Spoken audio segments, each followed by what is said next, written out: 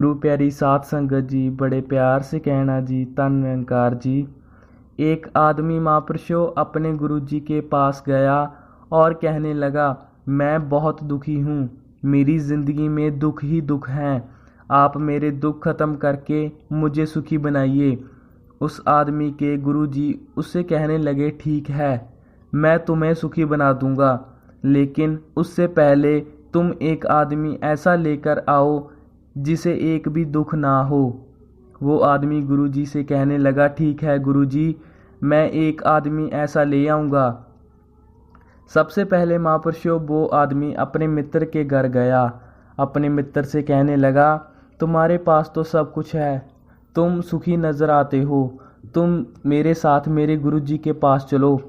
उसका मित्र उससे कहने लगा, भाई सुख तो हमारे भाग्य में नहीं है, मैं अपने पड़ोसियों से बहुत परेशान हूँ, वो मुझे दिन भर तंग करते हैं।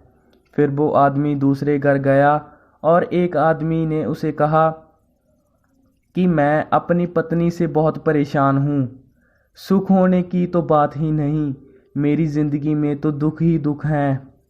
फिर वो व्यक्ति सुखी आदमी ढूंढने के लिए तीसरे घर गया। वहाँ उस व्यक्ति ने उसे कहा कि मैं अपने पुत्र की खराब आदतों से बहुत दुखी हूँ।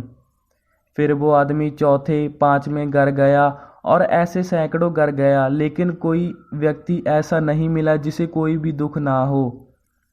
शाम को जब वो अपने गुरुजी के पास गया तो गुरुजी ने कहा, तुम्हें मिल गया सुखी व्यक्ति? वो आदमी बोला, गुरुजी, मुझे ऐसा कोई व्यक्ति नहीं मिला जिसे कोई दुख ना हो।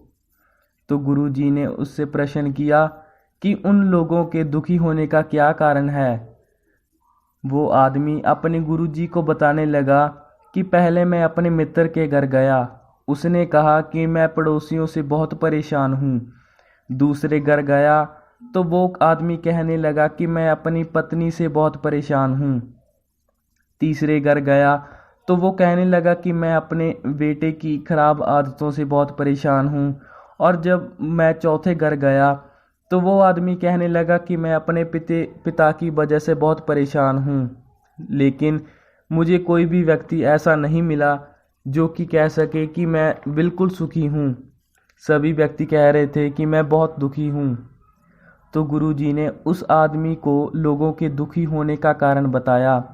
गुरुजी ने उससे कहा, इस देश में सभी लोग इसलिए दुखी हैं क्योंकि वो अपने आप को दूसरे लोगों से कंपेयर करते हैं।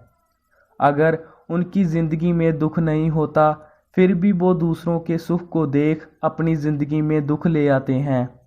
जैसे अगर एक व्यक्ति का पुत्र बहुत काबिल है तो दूसरा व्यक्ति जब उसे देखेगा और अपने बेटे का कंपटीशन दूसरे व्यक्ति के बेटे से करेगा, कंपटीशन करते करते वो अपने बेटे में कमियां निकालने लगेगा।